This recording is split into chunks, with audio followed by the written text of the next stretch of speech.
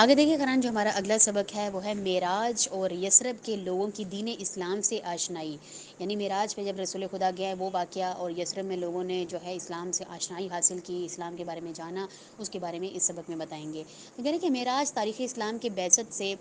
عہد ہجرت تک کے دور میں جو اہم واقعات رونما ہوئے، جن میں سے ایک واقعہ معراج ہے. یہ کب پیش آیا، اس کے صحیح اور دقیق تاریخ کے بارے میں اختلاف ہے. بعض نے لکھا ہے کہ یہ بعثت کے 6 ماہ بعد، اور بعض کی رائے میں بعثت کے دوسرے، تیسرے، 5ویں، 10ویں یا 11ویں، حتیٰ کہ 12ویں سال میں رونما ہوا. جب رسول خدا صلی اللہ علیہ وسلم کی معراج کے بارے میں گفتگو کرتے ہیں تو ہمارے سامنے 2 عنوان آتے ہیں. ان میں سے ایک اسرا اور دوسرا معراج.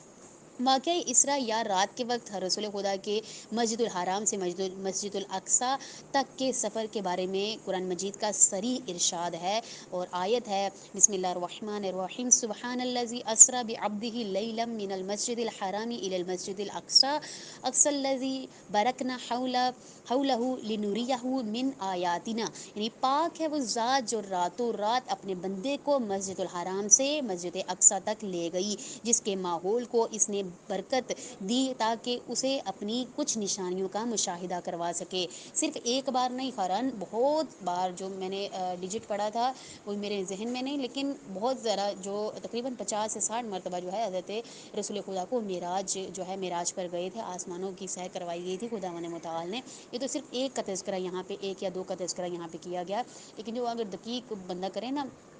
اس پہ سرچ کرے تو آپ کو پتہ چلے کہ بہت بار جو ہے رسول خدا معراج پر گئے تھے. آپ یعنی اس کا ترجمہ یہ ہے کہ آپ ہیں وہ ذات جو راتوں رات اپنے بندے کو مسجد الحرام سے مسجد اقصی تک لے گئی، جس کے ماحول کو اس نے برکت دی تاکہ اسے اپنی کچھ نشانیاں دکھا سکے. یہاں کچھ نشانیوں کا جو ذکر ہے وہ بتائیں گے، اور اس جو آیت کے کچھ جملے ہیں ان کو ذرا کھول کے بتائیں گے. کہہ رہے ہیں کہ جملہ سبحان الذی اس حقیقت کو بیان کر رہا ہے کہ یہ سفر خداوند متعال کی قدرت کے سائے میں انجام پذیر ہوا تھا. جملہ سبحان الذی اور آگے جو جملہ ہے اسری بعبدہ لیلا، اس سے مراد واضح ہے کہ سیر کرانے والی ذات خدا کی تھی. دوسرا پوائنٹ ہے یہ سفر رات کے وقت ہوا. یہ مفہوم لفظ لیلا یعنی رات کے علاوہ لفظ اسرا سے بھی سمجھ میں آتا ہے، کیونکہ عربی زبان میں یہ لفظ رات کے وقت کی حرکت سفر کے مفہوم میں استعمال کیا جاتا ہے. تیسرا پوائنٹ ہے یہ سفر جسمانی تھا، اگر فقط روحانی ہوتا تو اس کے لیے لفظ بعبدہ کے ذکر کی ضرورت پیش نہ آتی، کیونکہ صرف روحی سفر نہیں تھا بلکہ رسول خدا کا جسم مبارک بھی معراج پر گیا تھا. مذکور آیت کی روح سے اس سفر کا آغاز مسجد الحرام سے ہوتا ہے اور اختتام مسجد الاقصی پر، اور آخر میں اس سفر کا مقصد یہ بتایا گیا ہے کہ اس سے خداوند متعال کی نشانیاں دکھانا مقصود تھا. معراج اور ملکوت اعلیٰ کی سیر بہت سے کا واقعہ بھی محدثین اور محرخین کی نظر میں اسی رات میں ہی وقوع پذیر ہوا. ہر چند مذکور